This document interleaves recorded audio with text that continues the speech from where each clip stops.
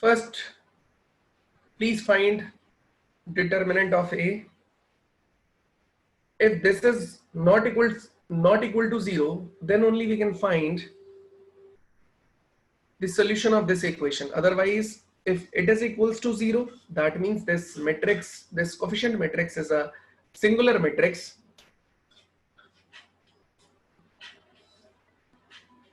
And for singular matrix, you cannot calculate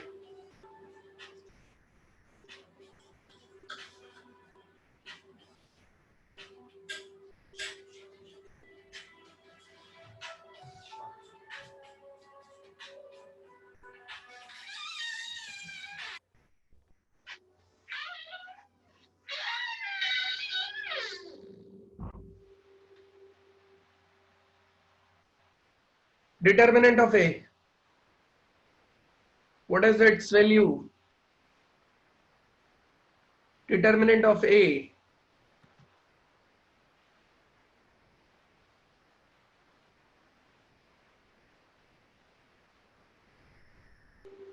Determinant of A.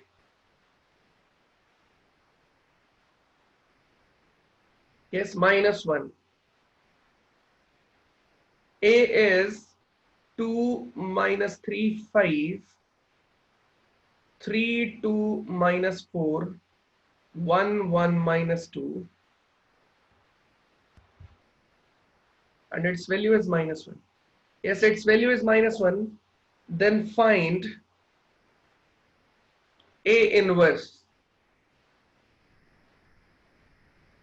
Because this, if determinant of A has a value which is not equal to 0, then you can find inverse of that particular matrix, that A matrix. You can calculate its inverse and then equate it to X is equals to A inverse B. Quick.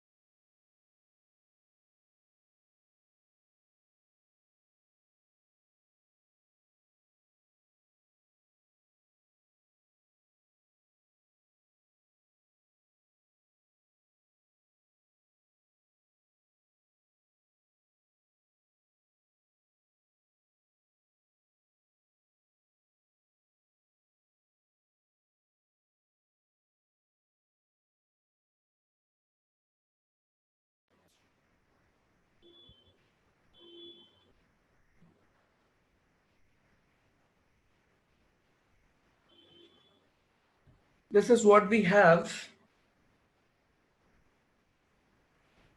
in our system of equation. 2x minus 3y plus 5z is equals to 11. 3x plus 2y minus 4z is equals to -5. X plus y minus 2z is equals to -3.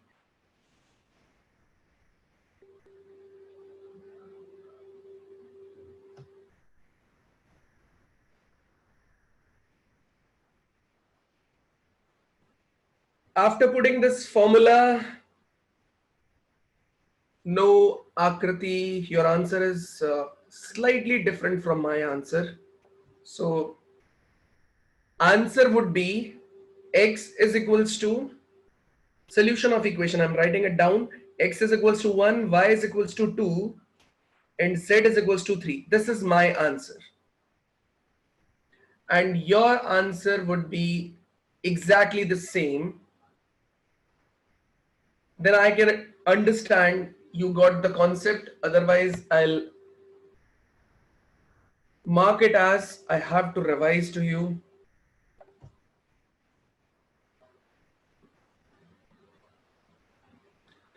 just follow my steps.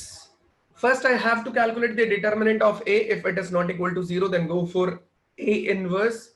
If you find your A inverse, then multiply that A inverse to this matrix B, which includes your constant terms 11, minus 5 and minus 3, and equate this particular product A inverse B to X. X is X, Y, Z.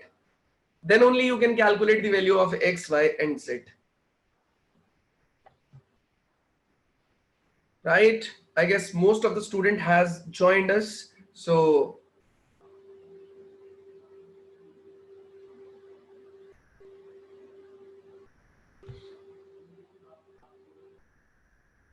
नहीं खुशी, negative नहीं आएगा बेटा.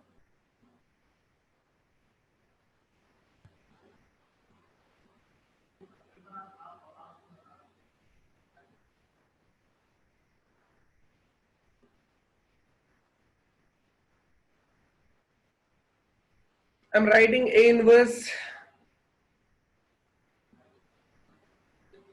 Your A inverse would be 0, 1, minus 2, minus 2, 9, minus 23, and minus 1, 5, minus 13. This is A inverse.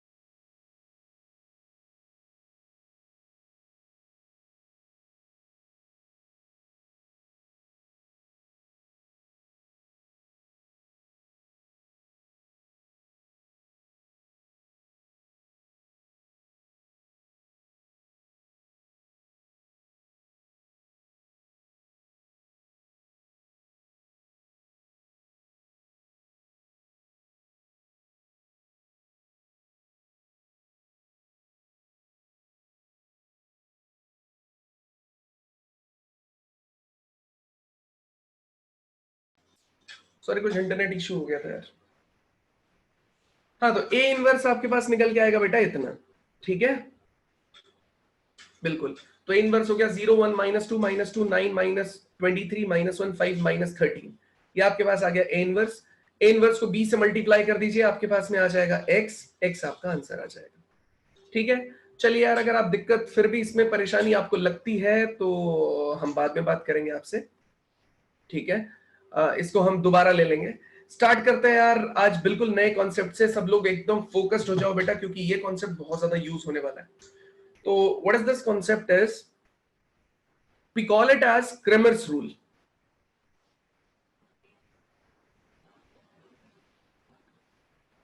What we have studied so far is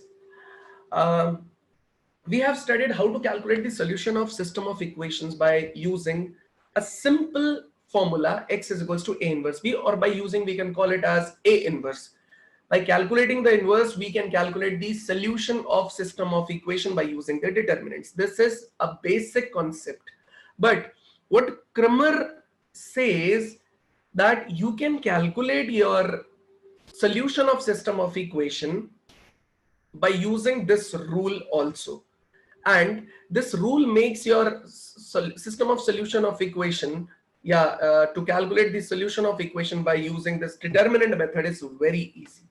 So what we are going to use is, we have a system of equation like this: a1x, b1y, c1z is equals to d1, a2x, b2y, c2z d2, and a3x, b3y, c3z d3.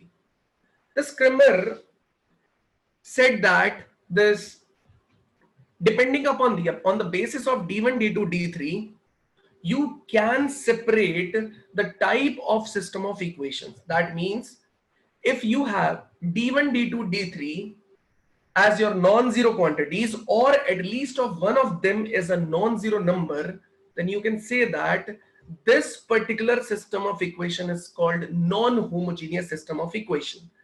So first we are going to study is non-homogeneous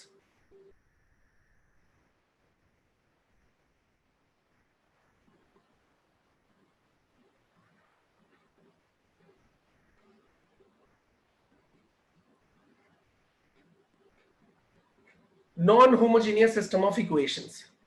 What non-homogeneous system of equations says is,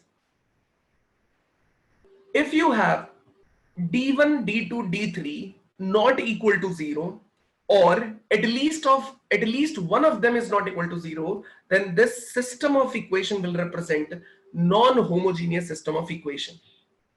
Non-homogeneous system of equation includes two type of solution category. One is consistent system of equation, and second one is inconsistent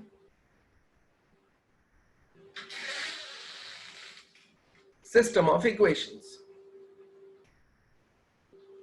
Now you can ask me, sir, what does this system consistent means, or what does this inconsistent mean? So the basic definition I'm going to write here is, a consistent system of equation is nothing just if a system of equation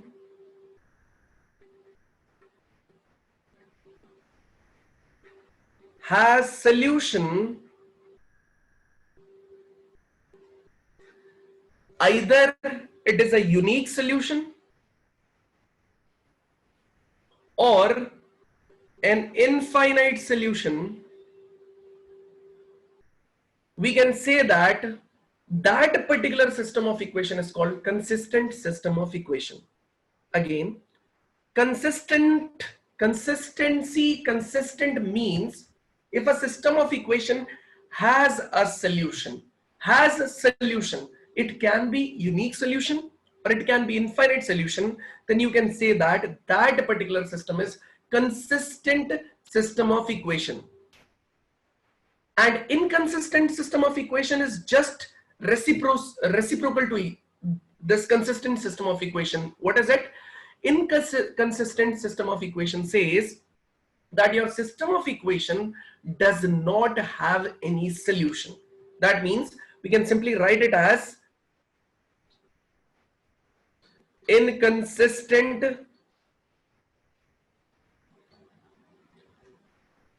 sometimes it is written as like inconsistency, and here I'm writing is inconsistent. Inconsistent and inconsistency shows the same concept.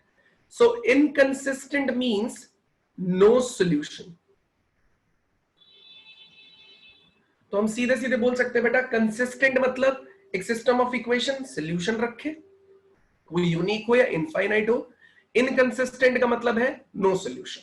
बस इतना अगर मुझे समझ में आ गया तो मुझे समझ में आ गया कि क्या है, अभी मैं एक बार वापस रिकॉल कर रहा था, जो हिंदी समझ में आती है जिन लोगों को ज्यादा, वो देखो क्रेमर्स रूल में a1x plus b1y plus c1z is equals to d1, अगर ऐसा लिखा हुआ है सारी इक्वेशन और इसमें d1 d2 d3 की वैल्यू नॉट इक्वल टू 0 हो जाए, या इनमें से किसी एक की वैल्यू नॉट इक्वल टू 0 हो जाए, बाकी सब 0 भी रहे, d1 d2 d3 के बारे में बात कर रहा हूं मैं, तो ऐसे सिस्टम ऑफ इक्वेशन को बोला जाता है non homogeneous system of equation.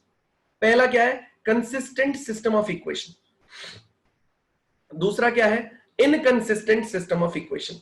तो कंसिस्टेंट सिस्टम ऑफ इक्वेशन का मतलब क्या है बेटा, अगर एक system of equation has solution unique या इनफाइनाइट तो हम कह सकते हैं कंसिस्टेंट, और इनकंसिस्टेंट का मतलब है नो सॉल्यूशन। फटाफट इसका स्क्रीनशॉट ले लो या तो इसे लिख लो, टेक अ स्क्रीनशॉट और right it down, either method you can use।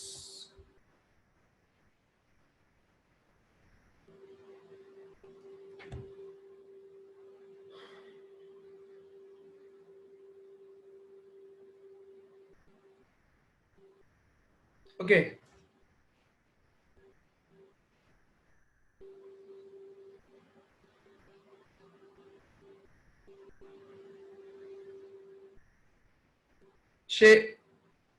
शेष राव, अभी तक मैंने कुछ पढ़ाया ही नहीं है बेटा, ठीक है, अभी तक सिर्फ जो लिखा हुआ इतना ही पढ़ा है, क्रेमर रूल हेडिंग है बस, अभी तक कुछ पढ़ाया नहीं है। मैंने बताया नॉन होमोजीनियस क्या होता है, non homogeneous system of equation, consistent system of equation, inconsistent system of equation, बस।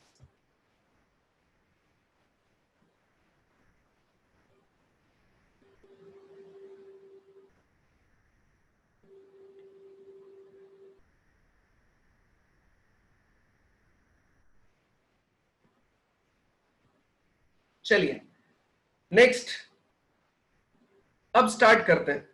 अच्छा यार, कुछ चीजें आपको बहुत ढंग से समझनी पड़ेंगी।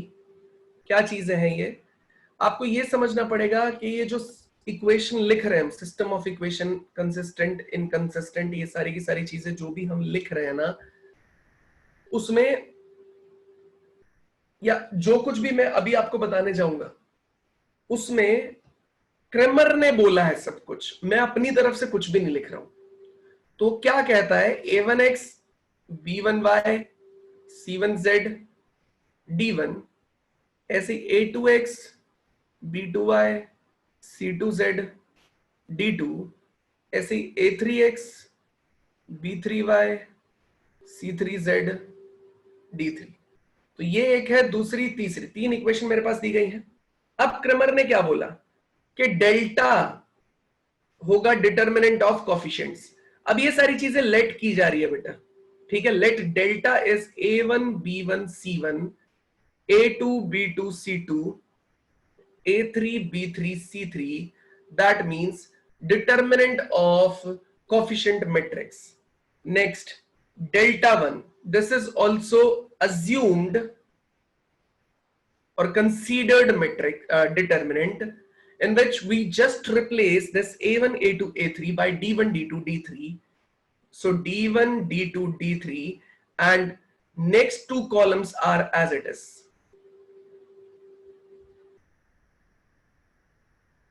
Next,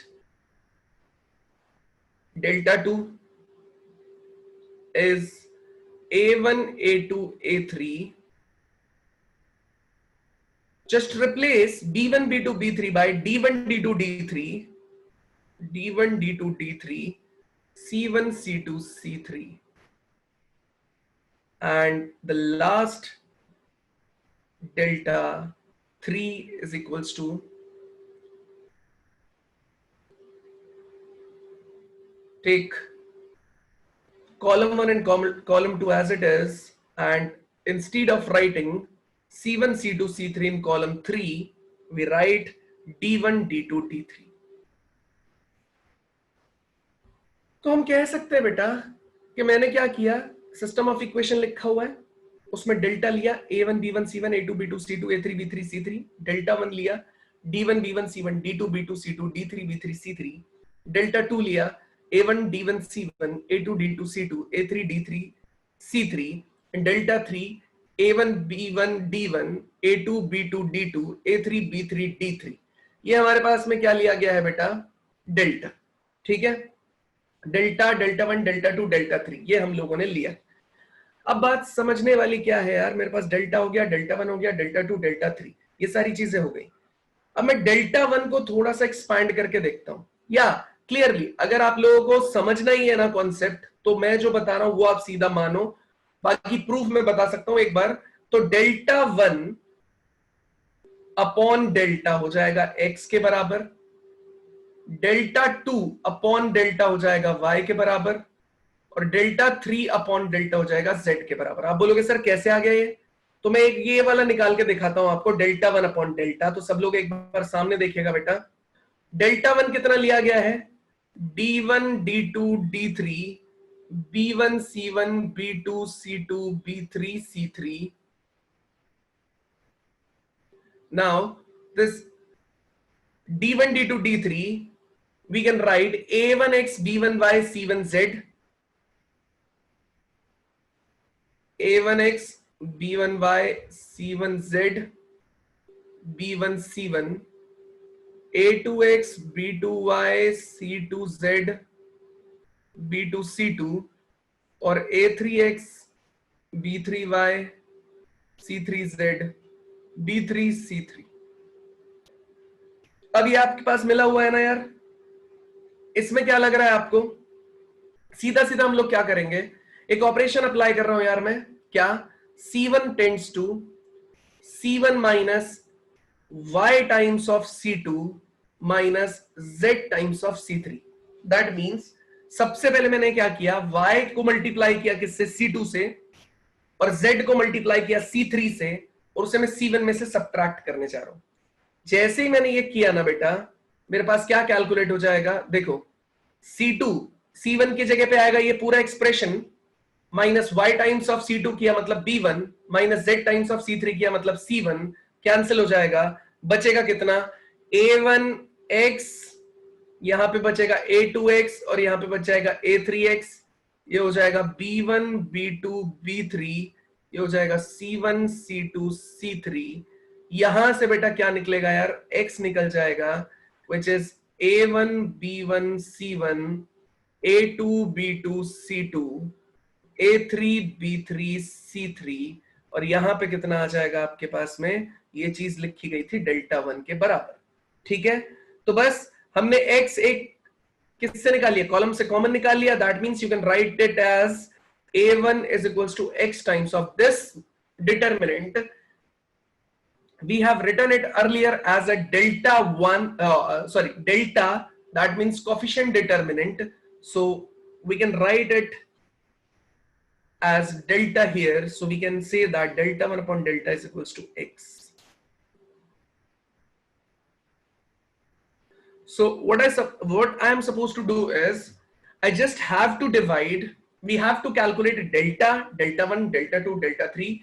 Whenever these equations are given, we just calculate these four values, delta, delta 1, delta 2, delta 3, and just divide delta 1 by delta, and we will get x, delta 2 upon delta we will get y, delta 3 upon delta we will get z.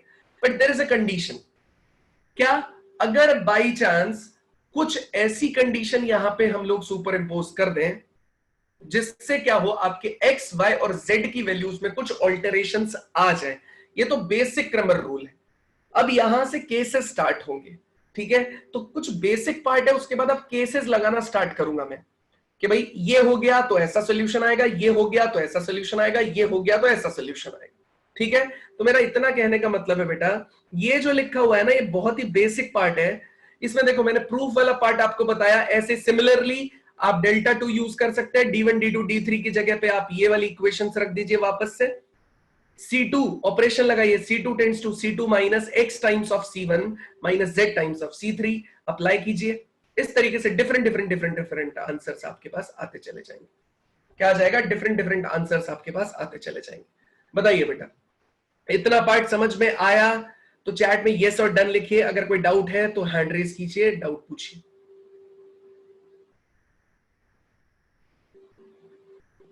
और note भी करना है साथ साथ, क्योंकि मैं question दूंगा बाद में।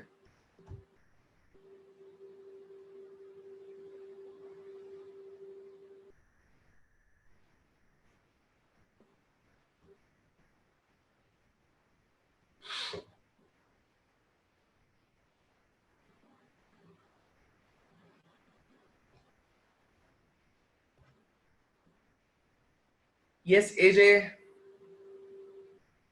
सर वो AJ upon delta what delta? Delta 1 upon delta X कैसे आया? स्टेप है ना, हाँ, D one D delta one one upon delta X कैसे आया ये पूछ रहे हो? डी टू निचली वाली है ना, यार तुम्हारी आवाज बहुत कट रही हाँ है। वो पहली स्टेप सिर्फ। देखो डेल्टा वन अपॉन डेल्टा कैसे आया, मैंने उठाया सर वो delta one. Delta 1 upon delta AJ तुम्हारी आवाज पहली स्टेप, बहुत, क्या? वो पहली स्टेप है ना, वो ही बताइए सिर्फ। डेल्टा वन अपॉन डेल्टा ना। हाँ सर। देखो डेल्टा वन की वैल्यू कितनी दे रखी है, डी1 डी2 डी3 बी1 बी2 बी3 सी1 सी2 सी3, तो डी1 डी2 डी3। अब डी1 कितने के बराबर है, a1x b1y c1z के बराबर, डी2 इसके बराबर, डी3 इसके बराबर, उठा के वैल्यू डाल दी हमने। a1x b1y c1z a2x b2y c2z a3x b3y c3z, ये पूरा पूरा आ गया। b1 c1 b2 c2 b3 c3। अब मैंने क्या बोला, मैंने बोला c1 जो है वो कितना हो जाएगा, c1 minus y times of c2 minus z times of c3। तो C1 हो गया C1 minus y times of C2 minus Z times of C3।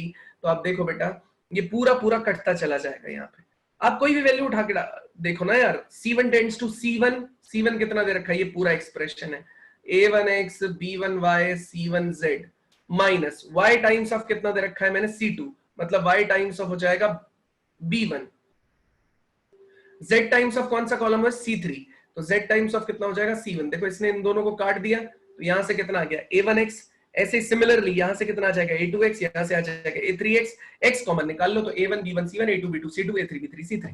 बताओ कोई दिक्कत है तो? नहीं समझ में है ना। चलिए दोस्तों आगे बढ़ते हैं, अब अपने अगले काम पे चालू करते हैं। ठीक है, अब मुझे delta delta one delta two delta three मिल गया। नेक्स्ट है, अब है केस वन, यहां से काम स्टार्ट होएगा भाई। ठीक है, तो सब लोग बड़े ध्यान से देखें। Case one, if delta is not equal to zero and delta one delta two delta three can be anything, they can take any value, belongs to real number बोल सकता हूं मैं, straightforward, belongs to real number, because this delta 1 delta 2 delta 3 represents a determinant, and determinant is always a scalar quantity, so it can be anything, it can take any value from the real number. So if delta is not equal to 0, delta 1 delta 2 delta 3 is not belongs to real number, so we can say that, what we can say that delta 1 upon delta is equals to x. So this will give us unique solution. कैसे unique solution आएगा यार, मान लेते हैं delta one की एक value आ गई 1, delta to की वैल्यू आ गई 2, डेल्टा थ्री आ गया 3 और डेल्टा दे रखा है आपने को 15, तो x कितना आ जाएगा, delta one divided by 15, delta two divided by 15, delta three divided by 15, ये मेरे को x y और z की वैल्यूज मिल जाएंगी, मतलब एक सिंगल सोल्यूशन सेट मिलेगा आपको। ठीक है, अभी हम लोग करके भी देखेंगे एक क्वेश्चन, उसमें क्वेश्चन उठा ही लेते हैं साथ में यार। अभी थोड़ी देर पहले आप लोगों ने क्वेश्चन सॉल्व किया था ना, यही वाली equation 2x minus 3y plus 5z, 2x minus 3y plus 5z, ये ले लेते हैं एग्जाम्पल के तौर पे। तो 2x minus 3y plus 5z is equals to कितना दिया गया था ये 11। दूसरी इक्वेशन क्या है, 3x plus 2y minus 4z, 3x plus 2y minus 4z is equals to कितना है -5, x plus y minus 2z, x plus y minus 2z is equals to कितना दिया गया आपको -3। चलो बेटा इसको हम लोग सॉल्व करने की कोशिश करते हैं, इसके लिए किसके लिए सॉल्व करने की कोशिश करते हैं, इसके लिए सॉल्व करने की कोशिश करते हैं। सब लोग क्या करेंगे, सबसे पहले जो जो मैं बोलता जा रहा हूं वो करते जाओ, आपको सब आइडिया लगता जाएगा। सबसे पहले कैलकुलेट कीजिए डेल्टा, डेल्टा क्या है 2 माइनस 3 5 3 2 माइनस 4 1 1 -2, डेल्टा निकाला, डेल्टा 1 कितना हो जाएगा आपके पास में? डेल्टा 1 है यार 11 -5 -3 -3 2 1 5 -4 -2, ठीक है, डेल्टा 1। उसके बाद आप निकालिए डेल्टा 2। डेल्टा टू के केस में क्या करो बेटा, यहां से ये हटा दो, ये डेल्टा 2 की जगह चला जाएगा। 11 -5 -3, यहां पे आ जाएगा 5 -4। निकालना शुरू करो आप वैल्यूज, आप कैलकुलेट करना शुरू करो फटाफट। 2 3 1 और डेल्टा 3 कितने के बराबर आ जाएगा बेटा? डेल्टा 3 आपके पास आ जाएगा ये 2 3 1 एज इट इज है, -3 2 1 और 11 -5 -3। सबसे पहले जो मैं बोलता जा रहा हूं वो करो। डेल्टा की वैल्यू बताओ जल्दी।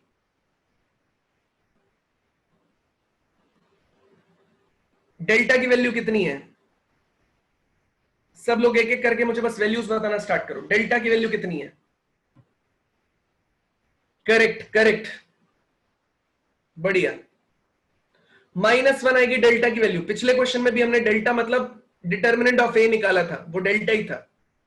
डेल्टा 1 निकालेंगे सब लोग, जल्दी निकालिए डेल्टा 1। डेल्टा 1 निकालिए।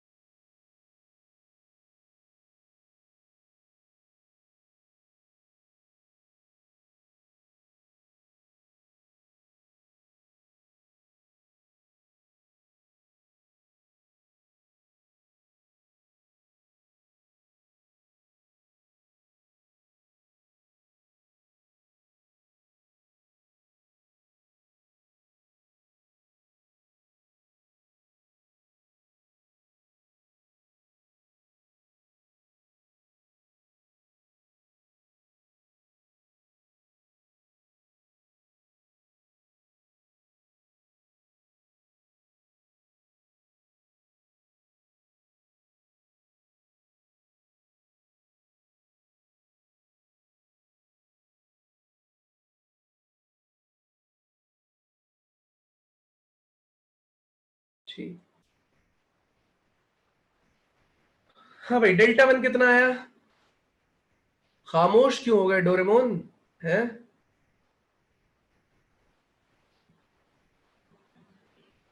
मैं सही हूं यार, एकदम बढ़िया। हाँ भाई, डेल्टा 1 निकालो फटाफट। Delta 1 delta 1 delta 1। एक एक करके आंसर देने का कोई मतलब नहीं बनता। चलिए आप एक काम कीजिए, डेल्टा 1 निकालिए, डेल्टा 2 निकालिए और डेल्टा 3 निकालिए।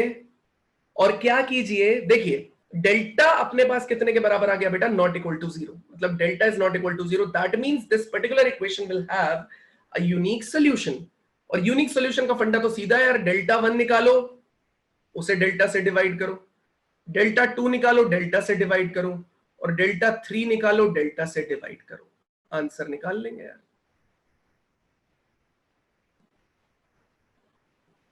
डेल्टा वन निकालो, डेल्टा से डिवाइड करो, डेल्टा टू निकालो, डेल्टा से डिवाइड करो, डेल्टा थ्री निकालो, डेल्टा से डिवाइड करो।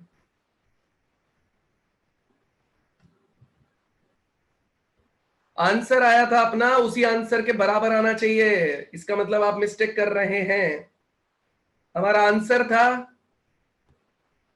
1, 2 एंड 3। करेक्ट है, विश्व ने एकदम सही आंसर दिया है। Delta one is -1, delta two is -2, delta three is -3। So -1 divided by -1, -2 divided by -1, -3 divided by -1।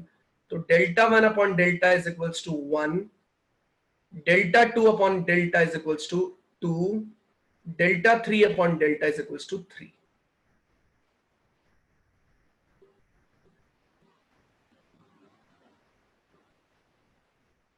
बिल्कुल। तो आप ध्यान से देखो ना, यूनिक का मतलब क्या है? ये आपके x की वैल्यू थी, delta one upon delta x आ गया 1, y की वैल्यू आ गई 2, z की वैल्यू आ गई 3। तो बेटा एक ही सेट बन पाया ना आपके पास में, सिंगल सेट ऑफ वैल्यूज आपको मिला ना भाई, x मिला, y मिला, z मिला, तो सिंगल सेट ऑफ वैल्यूज मिला, इसलिए हम इसको क्या बोलते हैं बेटा? Unique solution. यूनिक का मतलब है इसके ये x y z और कोई वैल्यूज नहीं ले सकता, इस पर्टिकुलर सेट ऑफ इक्वेशन के लिए ये इसको लेगा ही लेगा। आप चाहो तो इसको सेटिस्फाई भी करा के देख लो। पहली वाली इक्वेशन में 1 2 3 डालेंगे तो कितना आ जाएगा? 2 times of 1, 3 times of 2, 5 times of कितना हो जाएगा? 3 इज इक्वल्स टू, ये कितना हो गया? 2 माइनस 6 प्लस कितना हो गया? 8, which is equals to 10 minus 6 कितना हो गया आपके पास में? नहीं 15, ये सॉरी 8 लिख दिया गलती से मैंने, 15 आएगा यहाँ पे, तो ये 11 आ गया बेटा। तो देख लो सेटिस्फाई भी कर रहा है, एलएचएस आरएचएस के बराबर हो रहा है। तो इसका मतलब ये है बेटा, सबसे इंपॉर्टेंट कौन है? डेल्टा। अगर डेल्टा की value not equal to zero हो गई तो सोल्यूशन कैसा आ जाएगा आपके पास में? यूनिक सोल्यूशन आ जाएगा। तो हम सीधे सीधे बोल सकते हैं कि डेल्टा वन चेक करो और सीधा सीधा बोल दो कि बेटा ये यूनिक सोल्यूशन रखेगा। अगर सोल्यूशन कैलकुलेट करने के लिए बोले तो इसे यूज कर लो, ठीक है। नेक्स्ट,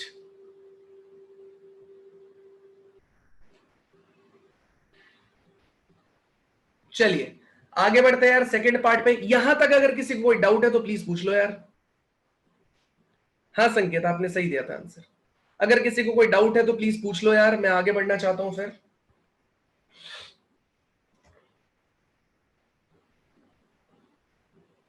चलिए सेकंड केस स्टार्ट करते हैं बेटा, केस 2। सेकंड केस स्टार्ट करते हैं।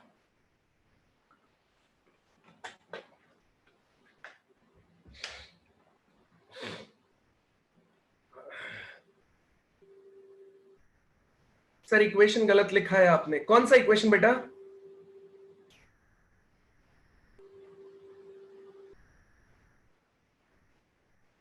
कौन सा इक्वेशन गलत लिखा है बेटा?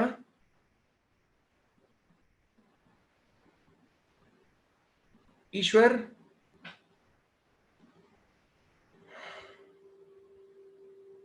चलिए केस 2 के बारे में बात करते हैं यार। केस 2 क्या है? डेल्टा अगर आपका इक्वल टू जीरो हो जाए तो डेल्टा आपका इक्वल टू जीरो हो जाए एंड एट लीस्ट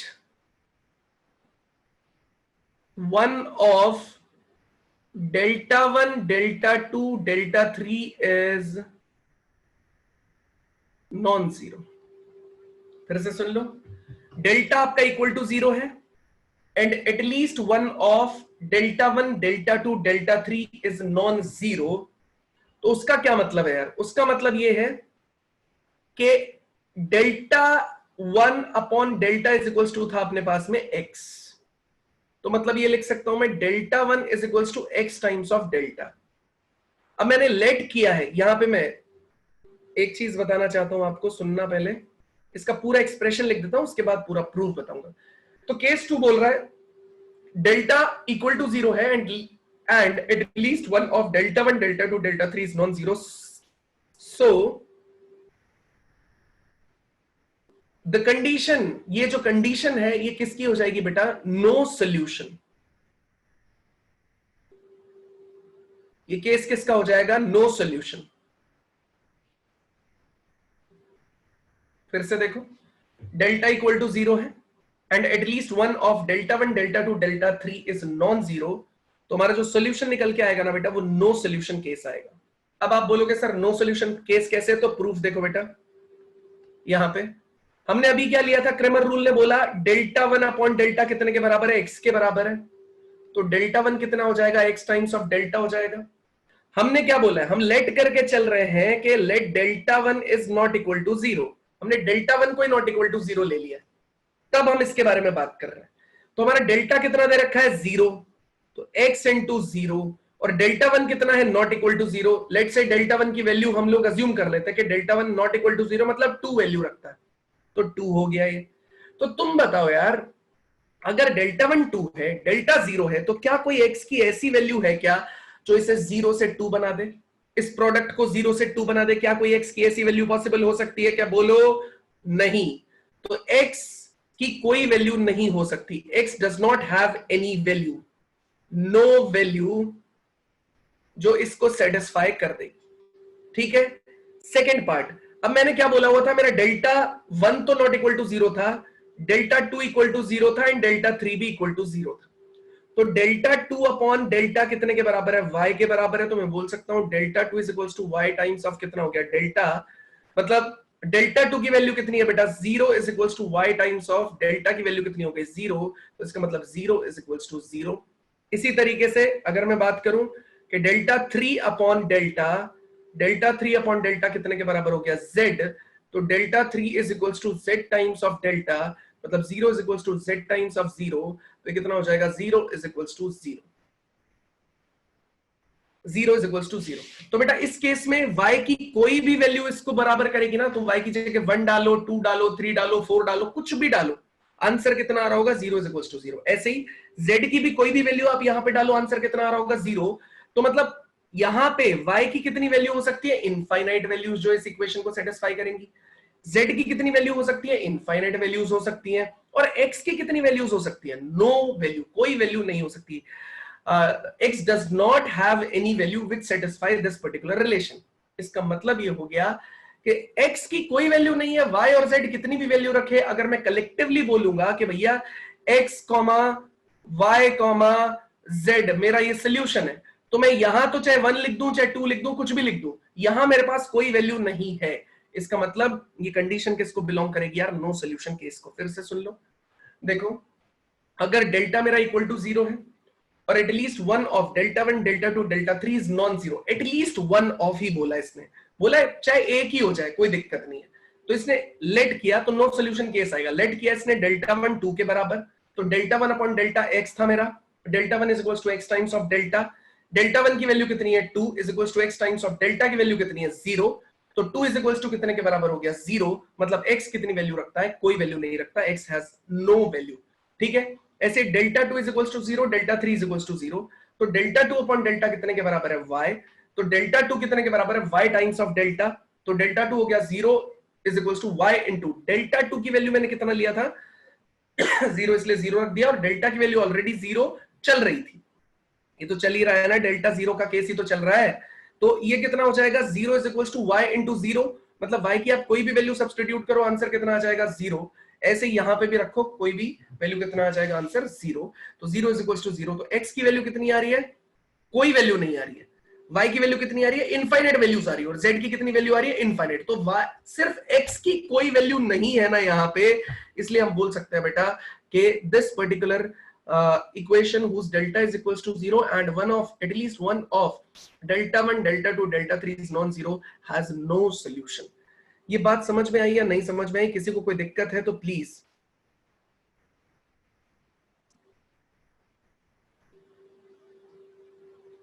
अगर किसी को दिक्कत है तो प्लीज पूछ लीजिए, अदरवाइज चैट में यस और डन लिखिए।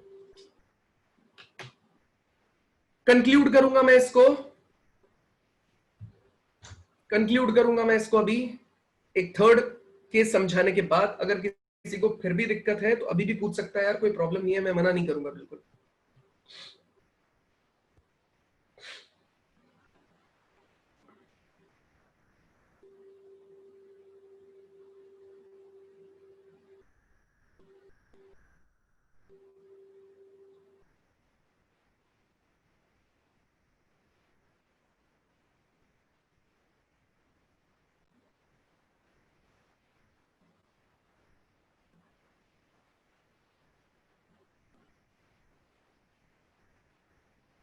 ईश्वर मुझे समझ नहीं आ रहा बेटा, तुम किस लिए बोल रहे हो ये, मुझे समझ नहीं आया।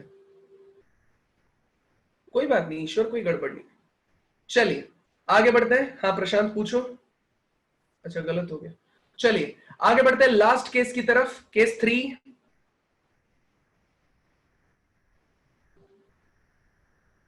Case 3, if delta is equals to 0 and delta 1 is equals to 0, delta 2 is equals to 0 and delta 3 is equals to 0. If this is a case, if delta is equals to 0 and delta 1 is equals to 0, delta 2 is equals to 0, delta 3 is equals to 0, then we can say that this particular equation will have infinite solution.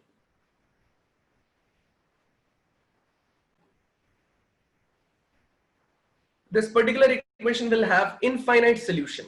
If delta is equals to 0, delta 1 is equals to 0, delta 2 is equals to 0 and delta 3 is equals to 0, then this particular equation will have infinite solution.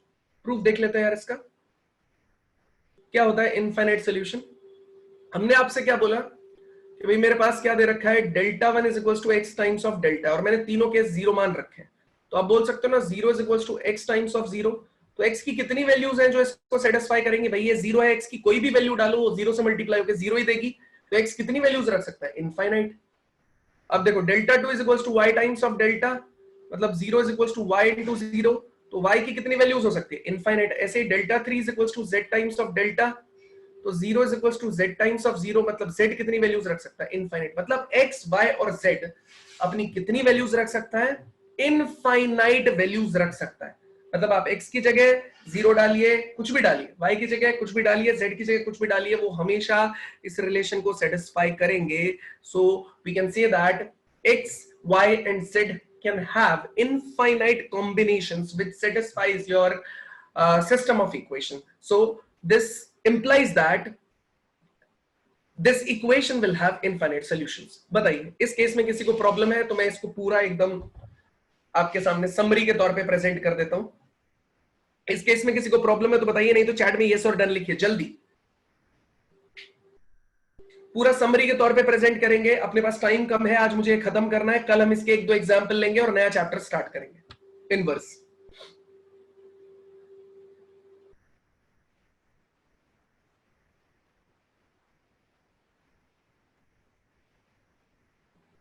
चलिए बेटा सामने देखिए, ऋतुजा पूछो बेटा जल्दी। आवाज cut रही है ऋतुजा, आवाज कट रही है तुम्हारी।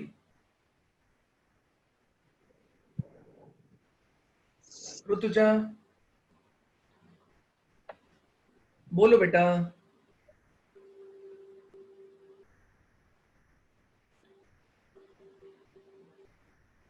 अभी कुछ बचा है, कुछ बचा है, कोई बात नहीं ऋतुजा, कोई दिक्कत नहीं है। चलिए मैं समराइज कर देता हूं पहले इसको, और उसके बाद होमोजीनियस सिस्टम ऑफ इक्वेशन बचा है, 10 मिनट का और टॉपिक है, तो समराइज कर रहा हूं मैं इसको यार। सबसे पहले क्रैमर रूल क्या बोलता है, आप निकालिए, अगर आपके पास कोई सिस्टम ऑफ इक्वेशन है a1x b1y c1z d1, a2x b2y c2z d2 और a3x b3y c3z d3, ये मेरे पास दे रखा है सब कुछ, ठीक है। तो अब मैंने क्या बोला आपसे, डेल्टा 1, ठीक है, डेल्टा 1 आपने निकाला, आप निकालिए डेल्टा 1, निकालने का तरीका मैंने बता रखा है आपको यार, ठीक है। फिर निकालिए डेल्टा 1, निकालिए डेल्टा 2, निकालिए डेल्टा 3, निकालिए, डेल्टा निकाला, डेल्टा 1, डेल्टा 2, डेल्टा 3, इन सब की वैल्यूज निकालने के बाद में पहला केस क्या है, if delta is not equal to 0, so जो इक्वेशन रहेगी वो यूनिक सोल्यूशन रहेगी। अब आपको फर्क नहीं पड़ता, अगर डेल्टा आपका नॉट इक्वल टू 0 है तो डेल्टा 1, डेल्टा 2, डेल्टा 3 क्या वैल्यूज रखेंगे उनसे आपको कोई लेना देना नहीं होना चाहिए। दूसरा, डेल्टा मेरा इक्वल टू 0 है and at least one of delta 1, delta 2 and delta 3 is non zero, तो हम बोलेंगे बेटा ये कितना रखेगा आपके पास में, कैसा सोल्यूशन रखेगा, नो सोल्यूशन, ठीक है। और थर्ड केस क्या है, delta is equals to 0 and delta 1 is equals to delta 2 is equals to delta 3 is equals to 0, तो ये कितना हो जाएगा बेटा, इनफाइनाइट सोल्यूशन। कैसा हो जाएगा आपके पास में? Infinite solution. ये दे रखा है delta, delta 1, delta 2, delta 3, delta is not equal to 0, unique solution, delta is equals to 0, at least one of delta 1, delta 2, delta 3 is non-zero, no solution, और delta is equals to 0, delta 1, delta 2, delta 3 is equals to 0, infinite solution।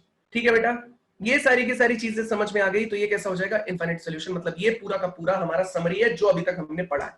ठीक है, अब मैं पढ़ने चाह रहा हूं, तो इसको आप लोग जब भी आपको ये इंपॉर्टेंट नोट करके लिख देता हूं यहां पे, तो जब भी आपको रिवाइज करना होगा ना, आप ये वाली स्लाइड बना लेना, इसके हिसाब से रिवाइज कर लेना। ठीक है, नेक्स्ट है यार होमोजीनियस सिस्टम ऑफ इक्वेशन।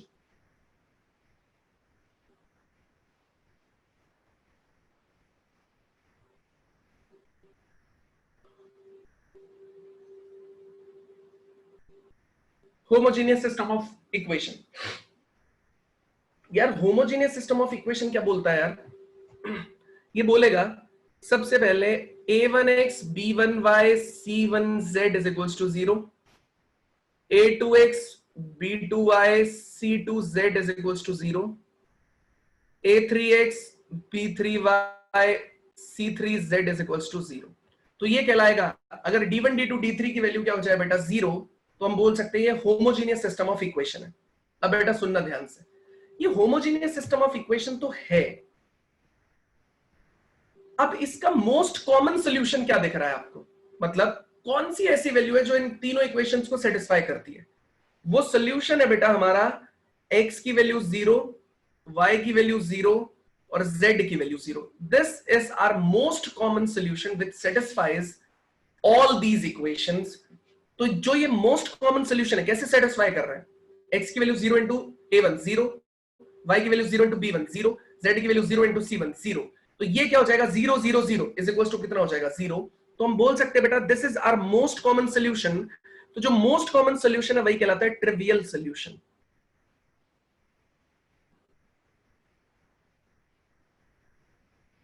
जो मोस्ट कॉमन सोल्यूशन है बेटा वो क्या कहलाता है? Trivial solution. समझ में आई आपको बात?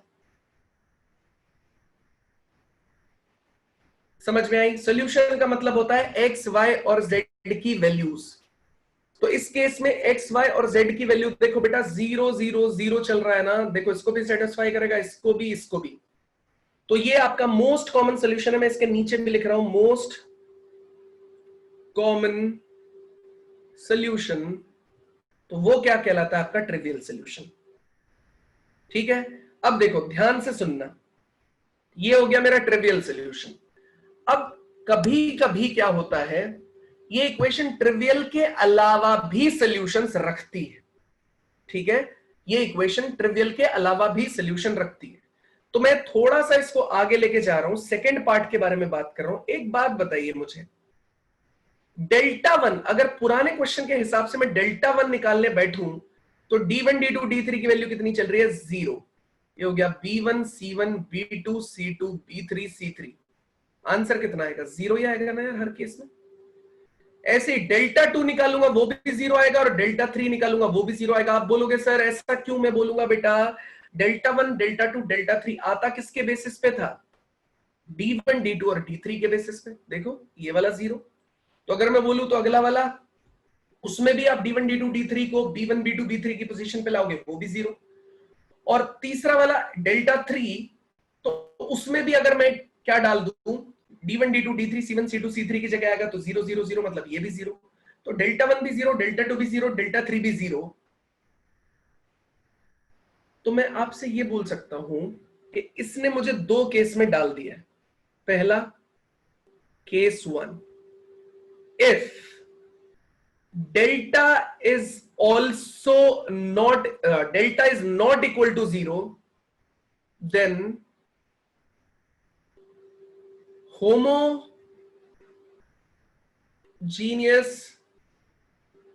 system of equation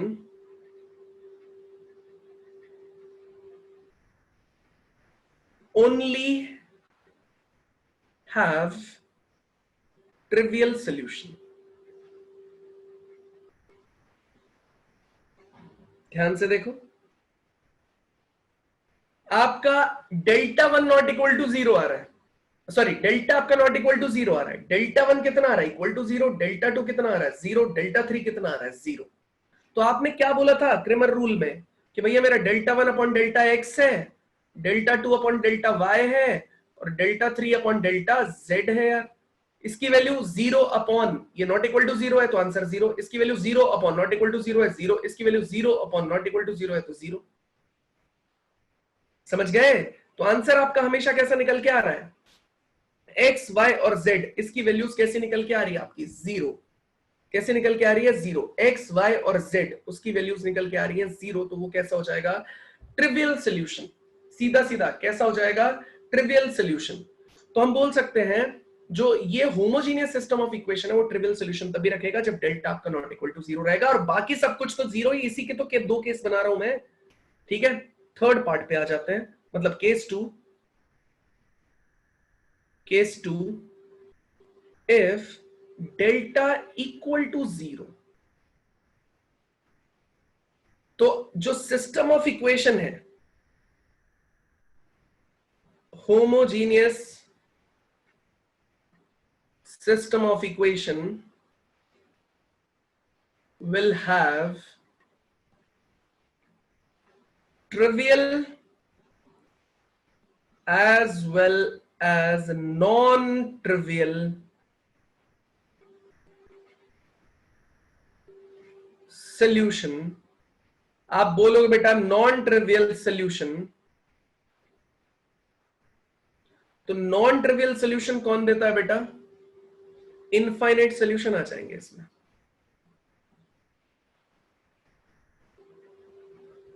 ठीक है, नॉन ट्रिवियल मतलब कोई और सोल्यूशन भी रखेगा, तो नॉन ट्रिवियल में इनफाइनाइट आएगा। उसका रीजन सुनो, डेल्टा आपका नॉट इक्वल टू जीरो, मतलब डेल्टा इक्वल टू जीरो चल रहा है, डेल्टा वन अपॉन डेल्टा, ये एक्स आता है, तो delta one is equal to x times of delta, delta one भी जीरो है, एक्स टाइम्स ऑफ ये भी जीरो है, आंसर कितना हो गया, zero is equal to zero. ऐसे ही delta two upon delta Y है, तो ये भी कितना हो गया, zero is equal to zero. ऐसे डेल्टा थ्री अपॉन डेल्टा, तो एक्स वाई और जेड की कितनी वैल्यूज हो सकती है, इनफाइनाइट वैल्यूज हो सकती है। इसकी वैल्यू कितनी हो सकती है, इनफाइनाइट वैल्यूज हो सकती है। बताइए, ये है नॉन होमोजीनियस का केस, मतलब ये है होमोजीनियस का केस। तो होमोजीनियस के केस में आपको एक ही चीज याद रखनी है, कभी पूछा जाए ट्रिवियल मतलब मोस्ट कॉमन सोल्यूशन, उसका मतलब एक्स वाई और जेड की वैल्यू हमेशा क्या रहेगी, जीरो।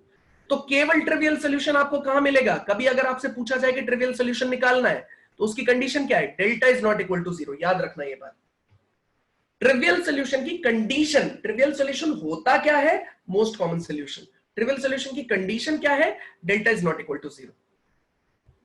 किसके केस में, होमोजीनियस के केस में। नॉन होमोजीनियस के केस में ट्रिवियल नॉन ट्रिवियल सॉल्यूशंस नहीं होते, ठीक है। केवल होमोजीनियस के केस में ट्रिवियल और नॉन ट्रिवियल होते हैं। होमोजीनियस के केस में ट्रिवियल का मतलब है delta is not equal to zero. Case two क्या है, if delta is equal to zero, तो होमोजीनियस ट्रिवियल सॉल्यूशन भी रखेगा, मतलब zero zero zero x y z की वैल्यू भी रखेगा, प्लस नॉन ट्रिवियल सॉल्यूशन भी रखेगा, मतलब उसके अलावा भी सॉल्यूशन रखेगा। और उसके अलावा केवल एक ही टाइप के सॉल्यूशन पॉसिबल हो सकते हैं उसके लिए, इनफाइनाइट सोल्यूशन का केस। उसका मैंने आपको जस्टिफिकेशन दिया नीचे, ठीक है, डेल्टा वन अपॉन डेल्टा वाला दिया है। दूसरी चीज, इसमें एक इंपॉर्टेंट चीज क्या है होमोजीनियस वाले में, ये कभी भी नो सॉल्यूशन केस नहीं रखता है। It can have either a trivial solution और अ नॉन ट्रिवियल सॉल्यूशन, ये कभी भी नो सॉल्यूशन का केस नहीं रखता है। समझ में आया क्या? बहुत अच्छे से एक इक्वेशन ले लेते हैं। नहीं, अब फंडा सुनना इनकंसिस्टेंसी और कंसिस्टेंसी का। एक बार मैंने सबसे पहले बताया था, उसी को ले लेते हैं। इनकंसिस्टेंट और कंसिस्टेंट का क्या मतलब है, एक बार सब लोग सामने देखो यार। इनकंसिस्टेंट है मतलब सॉल्यूशन ऑफ इक्वेशन क्या रखेगी, कोई सॉल्यूशन नहीं रखेगी। और कंसिस्टेंट मतलब यूनिक रखेगी। तो अगर बाई चांस कोई इक्वेशन मिली है ऐसी आपको, जैसे ये मिली हुई है, तो आपको चेक करना है कि ये इक्वेशन कंसिस्टेंट होगी या इनकंसिस्टेंट। तो बेटा अगर उसका नो सॉल्यूशन केस बनाना तो ही वो इनकंसिस्टेंट होगी, अदरवाइज वो कंसिस्टेंट ही रहेगी। ये है नॉन होमोजीनियस में। होमोजीनियस के केस में बेटा हमेशा आपकी जो एक्सप्रेशन है ना, वो कैसा रहेगा, कंसिस्टेंट ही रहेगा, क्योंकि इसमें नो सॉल्यूशन केस आता ही नहीं है, तो इनकंसिस्टेंसी आएगी ही नहीं। बताइए यार, यहां तक आप लोगों को अगर चीजें समझ में आई तो प्लीज चैट में यस और डन लिखिए। कोई डाउट है तो प्लीज पूछ लीजिए। कल इसके मैं कुछ क्वेश्चंस कराऊंगा आपको, और वो क्वेश्चंस कराने के बाद हम लोग क्या करेंगे, इनवर्स ट्रिगो पे मूव करेंगे।